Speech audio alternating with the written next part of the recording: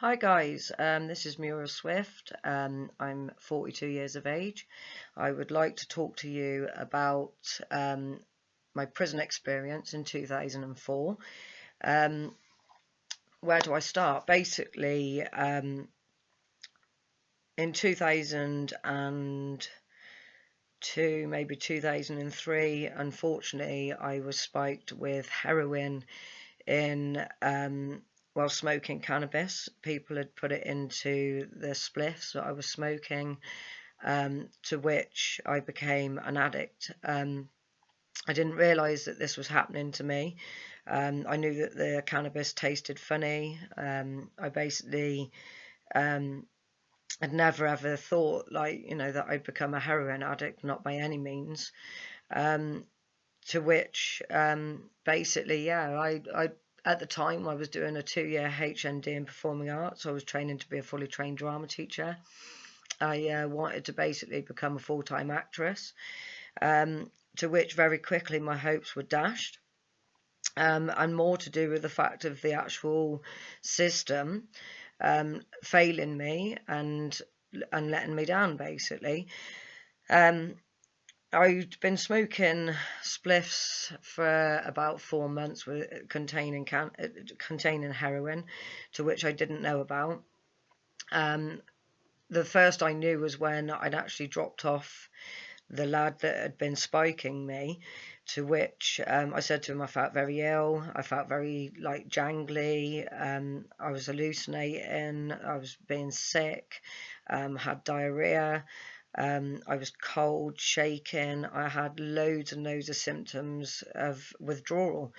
To which I told him that I wasn't feeling well, and he said, well, you're probably clucking. And I was like, what does the word clucking mean? And he's like, detoxing. And I was like, well, detoxing from what? And he was like, well, from the smack. And I was like, well, what's smack? And he's like, heroin. And I was like, what? Heroin? Where would I have got heroin from? And he was like, well, me and my brother's been putting it in the cannabis spliffs. Straight away, I was very disappointed, very angry that this had happened to me. Basically, my own fault through smoking cannabis, I guess. Something that I thought that, was okay. I didn't get really sort of too mashed off it, and that it was something that helped me cope with a lot of childhood traumas that I'd gone through. Something that helped me to escape, and something that just helped me to cope with the mindset that I was in at that time. On finding out that I had a heroin addiction, I then basically had gone to the local doctors to get a referral for help. To which, where I live in a tiny little Cotswold village, they'd never had an epidemic of heroin before, so they didn't know how to deal with me. I was then put on a 9-month referral waiting list, to which that 9 months, I mean, that's nearly a year. That 9 months, when I actually got to see a doctor, I then had to wait another 4 months before I could even be accepted for treatment. So that was a year and a half. Now, with heroin, what happens is very quickly your body becomes immune to it. Your levels become more and more and more, to which a stage that you stop smoking it, you then start chasing it on foil, which means smoking it on foil, to which then very quickly your body becomes tolerant to that.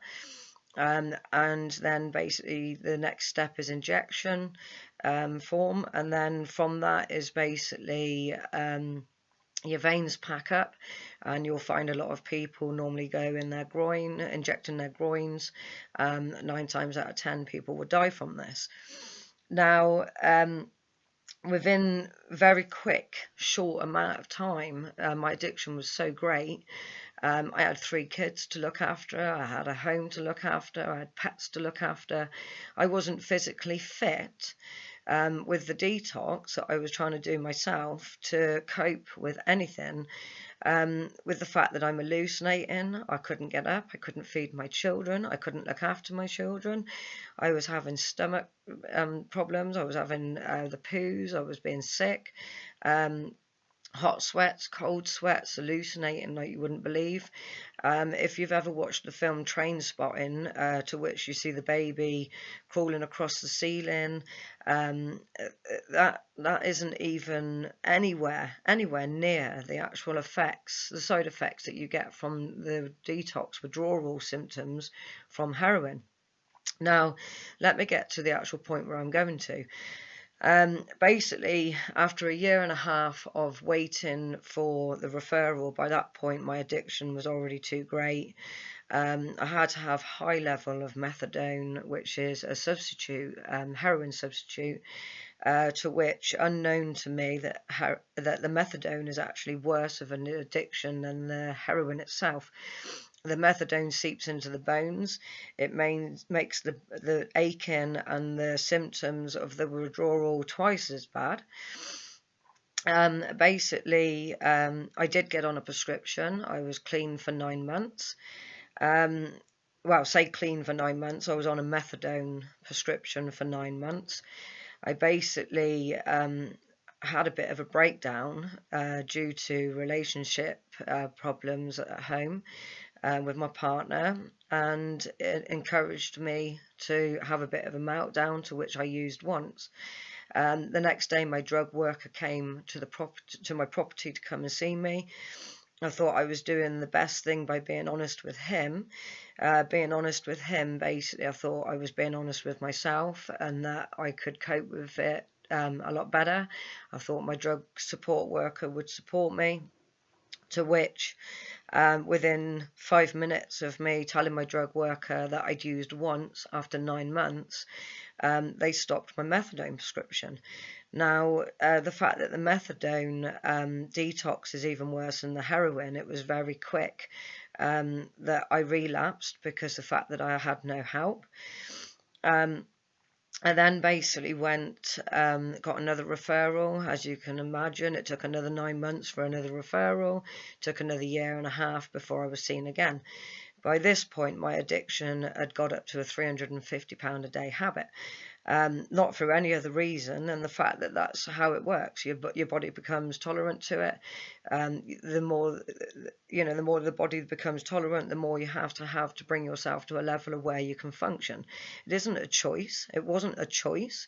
I had no choice. Basically, I couldn't cope, I couldn't survive, and I couldn't function without it. Now, within that 15 months, basically, my partner and I'd separated. He'd ended up being put into sheltered housing, which was full of other ex-drug addicts. It was full of offenders, and a lot of other drugs, unfortunately. By this point, basically, I'd given up. I'd lost all hope. I'd lost all faith. My life was looking pretty bleak, to which I actually turned then to crack cocaine. I was on Valium as well as heroin, trying to cope with basically the levels of addiction that I'd got to. Yes, I know that, saying I got onto crack cocaine and Valium, that looks like I went out of my way to increase my drug intake into other substances. It actually wasn't anything to do with that. It was the fact that the drug condition I was in, the state of detox that I was in, was so great that basically I ended up using other drugs to try and sort of balance the withdrawal symptoms from heroin. Now, basically, cutting a long story short, yes, I did get another prescription, but by that point it was too late. I'd basically been on the prescription for a space of about 2 months, I think it was. Within that 2 months, within the 15 months of me waiting for another referral to be treated, basically I'd gone out shoplifting. I was stealing charity boxes. The charity boxes, I didn't steal charity boxes to steal from charity. I stole charity boxes because I didn't want to steal from other human beings. I know that it's no different, but it basically wasn't burglars. It wasn't breaking into properties. It wasn't nicking people's hard-earned money. It was money that was put into charity boxes that basically hadn't been accounted for. And at that time, I justified that as my reason. I know that's very hard to understand. And it makes me feel very tearful to state that I stole from charity, and trust me, since my release in 2004, I have done nothing but charity work to pay that money back. Going from stealing charity boxes, I basically got to the stage where I did end up eventually committing a burglary. My first offence, the woman woke up, found me in a house. I didn't know what to do. I didn't panic. I basically tried to reassure the lady I wasn't there to hurt her. I'd realised very quickly at that moment that I'd put myself in a very bad situation, and I'd also made this poor lady basically in fear of her life, and it was the worst thing that I could have ever done. Sorry.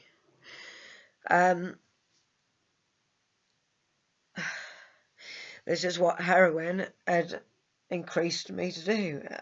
I didn't want to commit a burglary. I basically saw a window open, and because of the drug addiction I had and the great volume that it was, I just acted on the addiction, not acted on my morals, because my morals, I would never ever have done anything like that. Very quickly I was picked up. I was sent to prison. I was in prison for 2 weeks on remand, to which they have a team in prison called Carrots at the time. I can't remember what Carrots means, but basically in that 2 weeks I'd had my prescription stopped. I'd basically got released without any program. I got released without any doctor's help. For me to be released and be referred was another 9 months. Whilst my prison sentence, they'd actually increased the medication of detox to much higher levels than what I was on the outside, to then be released with nothing. And then I was given a £285 discharge grant. Now I'm detoxing, I'm clucking, I have children to support, I have children to get to school, and I can't do it. I couldn't do it without the medication to keep me off of heroin. And I couldn't get the medication for the heroin without a 9-month referral and waiting 1.5 years before I got a prescription. I ended up pretty quickly going back into prison for shoplifting. I ended up, basically, I'd promised my children if they were good at school that I would get them chocolate and sweets to praise them for good behaviour. To which on that day I'd spent my money on drugs, because I was detoxing. I couldn't function without it. To which I ended up going into a shop of a lady that I knew very well, and I stole some chocolate for my children. I got put back into prison again. The same thing had happened. I'd gone in after basically trying to detox myself, trying to reduce the amount of heroin and crack cocaine that I was using, to going back into prison, to being put again on high levels of methadone, high levels of Valium, high levels of Zopiclone, other medication that they gave me that basically make the detox worse than the detox that I actually had. I was only actually meant to have been in there a couple of days, but unfortunately I picked up a very severe bug. I ended up in there for nearly 4 weeks. I nearly died, where the prison service basically hadn't realised I was ill. They just left me locked in a room. well, left and locked in a room. They'd unlock it, but I'd never come out of my room. They just assumed that I was in bed. I didn't want to get out of bed. They couldn't be bothered with me. It took for other inmates to actually come and speak to me to realise that there was sick everywhere. There was poo everywhere. My toilet was blocked. I'd gone on a weight of about 4.5 stone. I'd dropped down to about 3 stone. I was literally at death's door. A letter was sent to the SO. The SO came down and saw me, to which I was treated by the nurses there and given a lot of cranberry juice. And within a couple of days, I was on video link and released again. The problem that I had was again, I was only in there for a short period of time. They'd given me high volumes of medication, to which I was then released with nothing. No program, nothing set up for me to basically be able to help me during my detox and withdrawals. Very quickly again, within a couple of weeks, I was back in prison for nicking a charity shop box. And this was because I'd been released on probation, and my probation officer had arranged to meet me at my home. My probation officer didn't bother turning up. He rang me and basically said to me that I'd got an hour to get to the office, which from here is 25 miles away. I had no money. I had a heroin addiction that was very high. And basically I stole a charity box, and in that charity box had 12 pence in it. I ended up hitchhiking to probation. I got arrested within the same day for stealing the charity shop box, to which I was then sent back to court. I was then given a 4-month deferred sentence. I had a £350 a day heroin and crack addiction. I should have been locked up, and I should have been put in some sort of hospital or on some sort of treatment and program there and then, but they didn't. They released me again without nothing. Now, on my release in 2004, I'd basically that was after I got given an 18-month sentence. I went guilty for the burglary that I did. Even though at the beginning I went not guilty, I prolonged not guilty. And the reason I prolonged not guilty was for no other reason than I didn't want to lose my children. I didn't want to lose my home because it meant I would lose my children. I fought it and fought it and fought it, but nothing and no help was available for me to get clean from heroin. And I did everything I could to try and help myself, but I couldn't. Basically, the day of the court case to the burglary, I went guilty because I knew that I wasn't going to get the help on the outside. I volunteered my children to my mother's house, in my mother's care, with the hope and plan that I would go to prison, get clean, come out, rebuild my life. I'd never had a drug addiction up to that time, and I've not had a drug addiction since. I'm 14 years clean.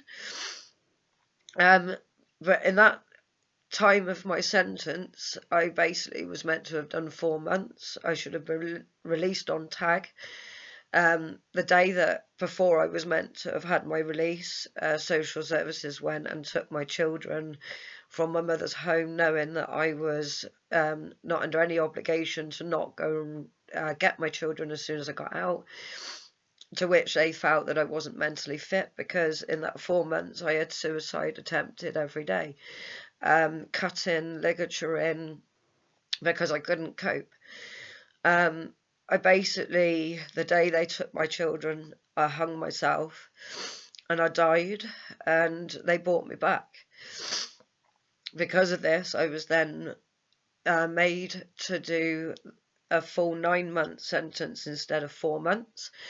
And the reason for this was because of the fact that they said that I was a threat to myself and I was a threat to the public, which, to be fair, looking back, I probably was. And if they had released me at 4 months, under the conditions of what they'd done, of taking my children and not giving me the opportunity to actually prove myself, I probably would have ended up back on heroin and crack cocaine, and I probably would have ended up dead within 12 months of being released. So I am grateful that I was kept in for 9 months. In that next 5 months, from that 4 months after I hung myself, I was given intensive counselling once a week, to which I managed to deal with a lot of things. Now, from the age of 5 to the age of 21, by one gentleman, and from the age of 5 to the age of 12 by another gentleman, I was sexually abused. I used to have them masturbate in my face, over my chest. I'm 5 years of age, and they would do these disgusting things to me. They would touch me. They would put their fingers inside my pussy at 5 years of age. They violated me. They disgusted me. They took my self-worth and made me believe that I was disgusting, that there was something wrong with me, that I'd done something wrong to deserve what they'd done to me. My father left the family home when I was 8. He disappeared for 2 years. He turned up with a new family. He had nothing to do with us. We were lucky if when he did turn up, if we got to see him for longer than 5 minutes, he'd give us £10 out the car of the window. The sexual abuse and that he'd know nothing about. I tried to tell him. He didn't want to know. I tried to tell my mother about it. My mother didn't believe me. No one believed me. When my father left, my mum drank for a very long time, very heavily. She neglected us, didn't care, to which I became a mother to my 2 brothers. Being the oldest child, I had to take care of them and myself.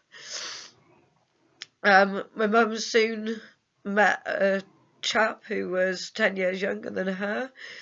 No, sorry, 20 years younger than her, 10 years older than me. I was 8 years of age and he was 18.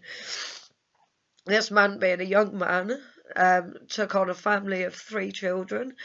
To which he had 2 other children with my mum. At 18, having 5 children to deal with, 3 that were rebelling because their father didn't care. Unfortunately, he was a very, very bad man, and he beat me and my brothers on a regular basis. For nothing. He would steal food. He would hide the wrappers under my brother's bed, and then he would beat my brother for it. My brother would wet the bed, and then my stepfather would rub his face in his own piss, and then couldn't understand why he was pissing the bed every day because he was in fear of being beaten and his face being rubbed in his own piss because he wet the bed because he slept so deeply, and it come out years later that he actually had epilepsy. And this is probably one of the reasons why he was wetting the bed. My brother, unfortunately, very young, was taken into care, so there was an absence of a brother. A lot of attention had to go into that brother, which meant that a lot of attention was taken away from me and my other brother. A lot of neglect and low self-worth because of this. My brother beat me, my stepfather, sorry, beat me and my other brother for years. I'm actually 42 and my stepfather broke my face in half, all down here and all behind here, only 6 months ago, because of a lack of understanding, because he didn't want to talk about something or ask about something. My family deal with things with their fists. And this is what I had all my life. I then got into abusive relationships, had one man try to kill me. I nearly jumped out of a 3-story building because of the fact he tried to kill me. I had another gentleman that I got with. He was a gamekeeper. All my other boyfriends had been in trouble with the police because of the fact that it was within my nature to go down the wrong path, because that's all I'd ever been taught was negativity and to deal with things and to accept things as negative. that basically this chap I got with, because all my other boyfriends had been so negative and wasn't to everyone's standards, I basically got with a gamekeeper. Lovely bloke. I was with him 10 months, but I was pregnant with my daughter, which wasn't his child. Once I had my daughter, the jealousy started. He didn't like it because of the fact that my attention was going to a child that wasn't his. To which, within 2 weeks of me having a cesarean section, which I'm not supposed to have sex for over 8 weeks, he forced me, well, raped me, to have sex with him within 2 weeks of having a cesarean section. I didn't know what to do. I was unwell. I'd caused myself severe bruising by trying to cope on my own with a cesarean section. To which very quickly I noticed this chap had changed. Now, he was a gamekeeper of the local estate up here, very well known, very reasonable, respectable man apparently. 4 months, the chap decided that because of the fact that I asked him to leave my property, because of the fact that he was acting like a bloody 10-year-old child, comparing himself to my 4-month-old baby, on asking him to leave, he took out a gun, aimed it at my 4-month-old baby's head, and then shot himself in the bedroom in my flat. I had other abusive relationships. I spent 11 years with the father of my 2 youngest children, where he constantly drank, he constantly cheated, he lied and lied and lied. I'd had nothing but abuse, mental and physical abuse, from the age of 5 to the age of 29, where eventually I ended up going to prison because I turned to cannabis, because I felt I couldn't cope with the shit that I was being given in my life and that I'd experienced all my life. Things that I'd witnessed at 21. I'd gone to the police telling them that I'd been sexually abused by 2 different men.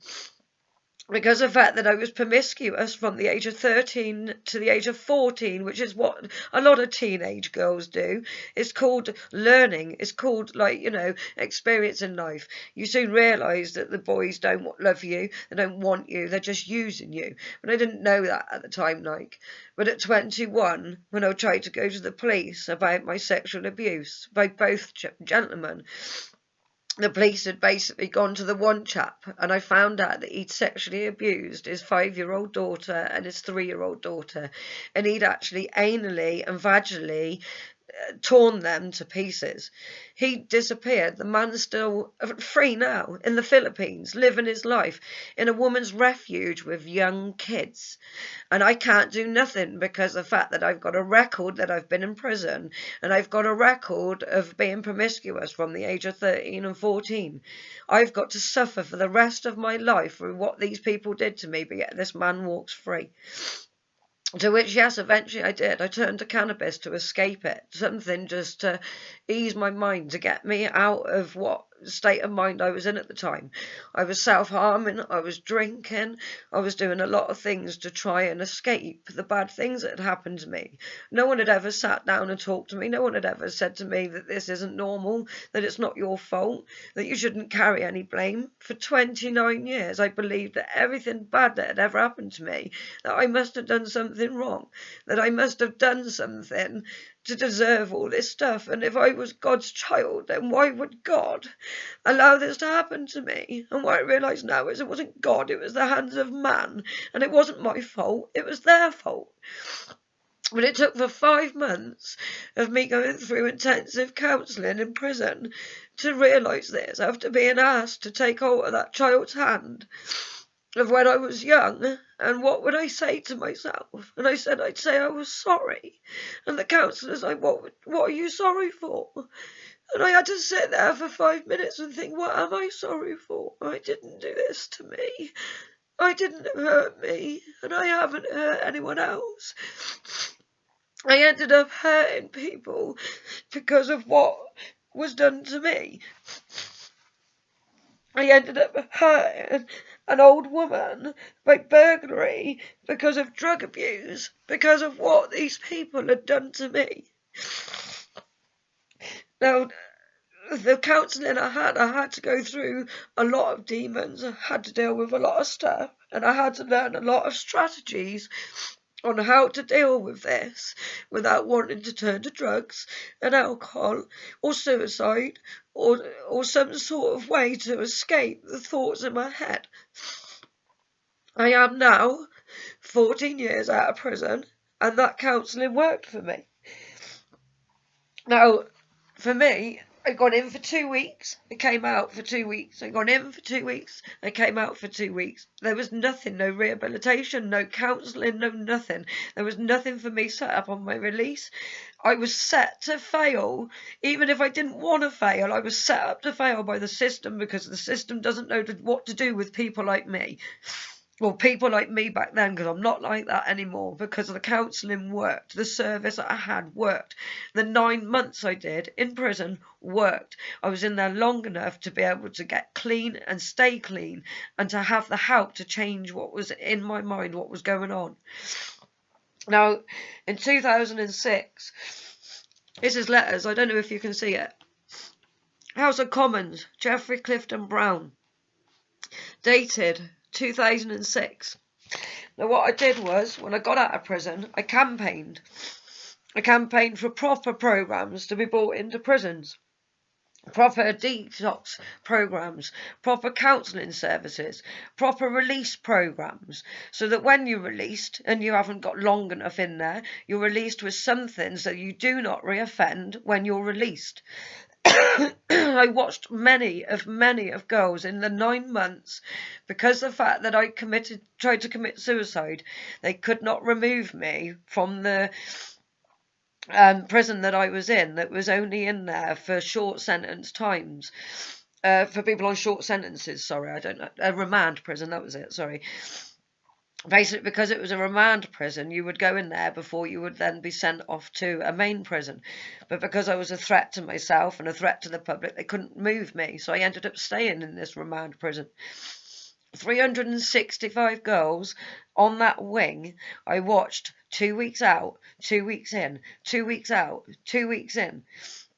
In my 9 months of my prison sentence, do you know what I did? I went round to every single girl and I asked them about their lifestyles, about their childhood, about everything that they'd ever been through. And do you know what? Every single one of them had said the same as me, that they'd been sexually abused, mentally abused, physically abused, abused by their parents, abused by family members, abused by friends of the family, touched, sexually abused, buggered.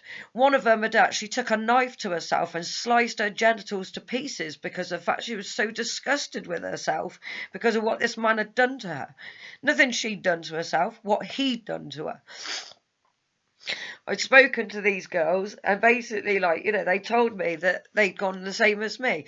They'd gone from broken homes to, you know, from sexual abuse and that lot, from home to basically like abusive relationships, many abusive relationships, which just adds to that mental abuse, adds to what's going on in here, adds to the fact that, like, you know, all that abuse you suffered as a child, you're now getting more abuse and more abuse. And the thing is, you don't realise you're in a cycle of abuse.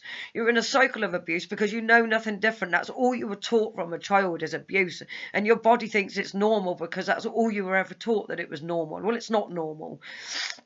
Prison systems need to understand that people that are in there, 90% of those people, other than the drug addicts that are out there just to earn, and not drug addicts, drug dealers and murderers, and even murderers, like, do you know what I mean? There's something wrong with them. Drug dealers, I'm sorry, they should be locked up, and locked up for a very long time. But if you go into prison and you're in there because of addiction, your addiction should be dealt with. Now, I'm not being funny, but now I'm an addict. I'm an ex-addict, and I will be an addict all my life, but I will be an ex-addict all my life. That means that every time that something bad happens to me, I need to find a strategy. I need to be taught a program. I need to be given tools to be able to deal with what happened to me so that I don't make the same mistakes now and turn to alcohol or drugs again to be able to deal with what's going on within my mind. I was able to deal with that because of the help that I was given and the counselling and, you know, given the tools to be able to recognize that if something today goes wrong in my life, that I can say, okay, I've got, like, this situation is going to trigger a post-traumatic stress episode, which means it's going to trigger a memory that's in my mind, that's deep rooted, that my mind remembers, but I can't remember 100% all of it, but my body will go into a reaction because of it, and it will find some strategy, it will find some negative experience that will take me to a negative place. And I need it now through my counselling to be able to change that negative experience to a positive experience. So I need to not say to myself, okay, today I've had a really shitty day, like this person's done this to me, I'm going to go out drinking. Instead, I need to recognise that person did something bad to me. That is that person's fault. It's not my fault. I'm not going to go out drinking. I'm not going to punish myself through other people's actions. And this is what I learned through the 5-month counselling that I had in prison. I'm 14 years clean. I've got my house, I got my children back, I did everything and more because the fact that I came out programmed with tools that I was not given as a child to be able to cope with what happened to me through my childhood and through my later life.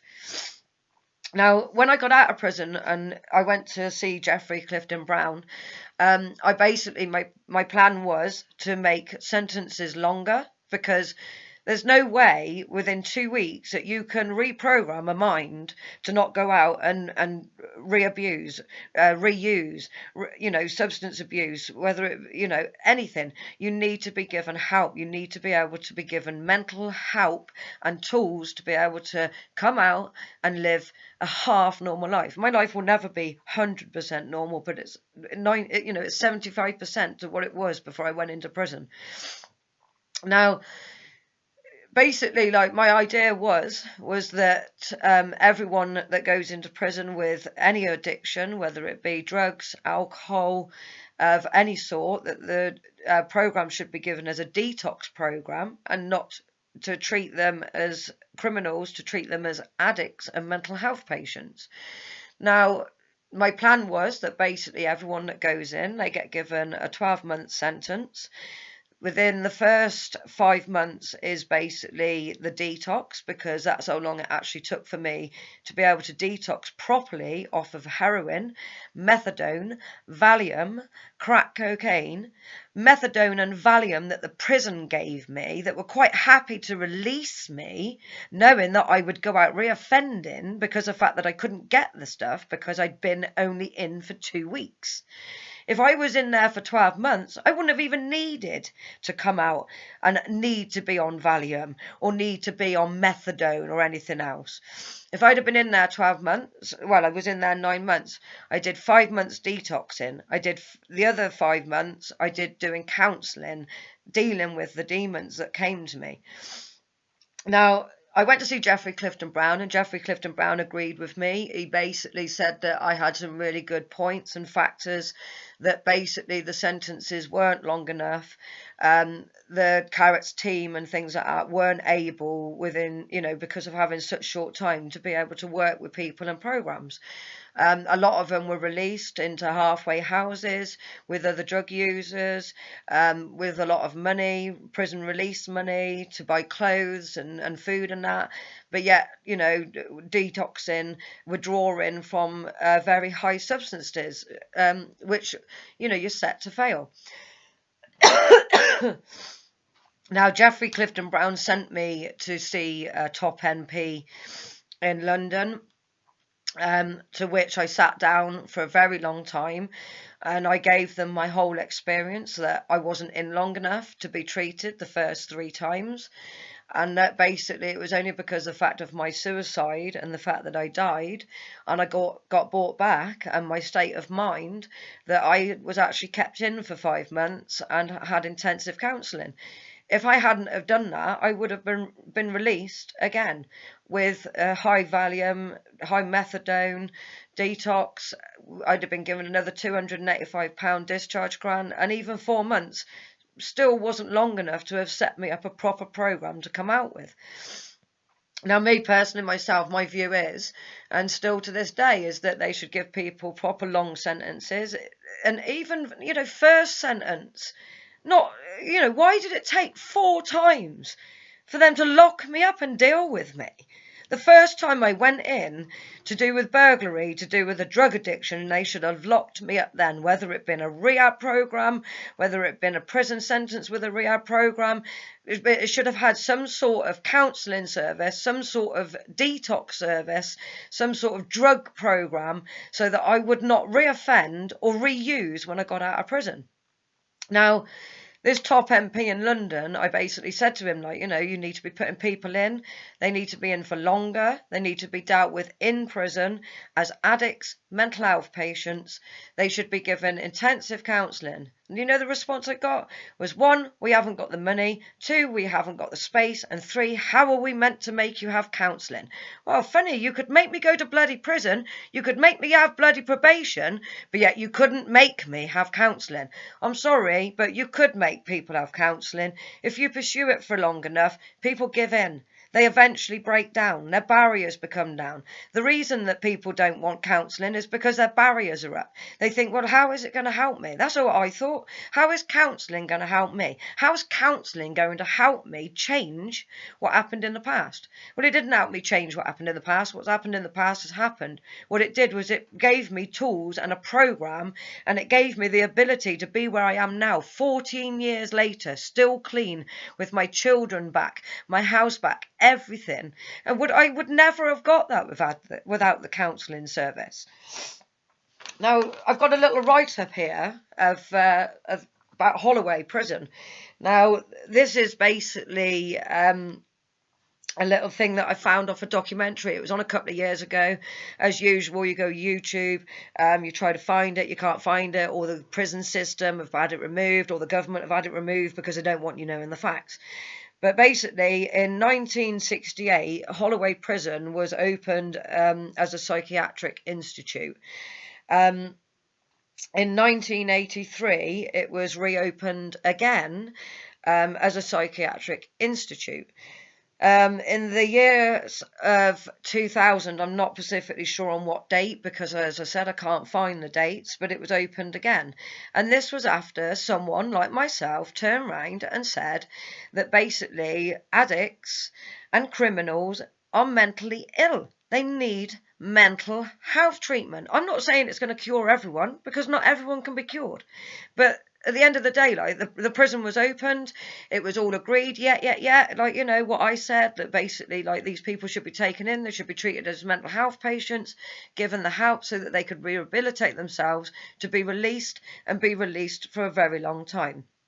Now, from what I've been told, and from what I've seen from documentaries and research, is basically the 3 times that I know that it definitely was opened, Holloway Prison, as a mental institution.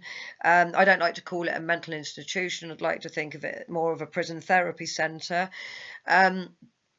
Basically, they closed it down because of lack of funding. Now, I'm not being funny, but I can't get a job. I tried to get a job and I cannot get a job because I've got a prison sentence.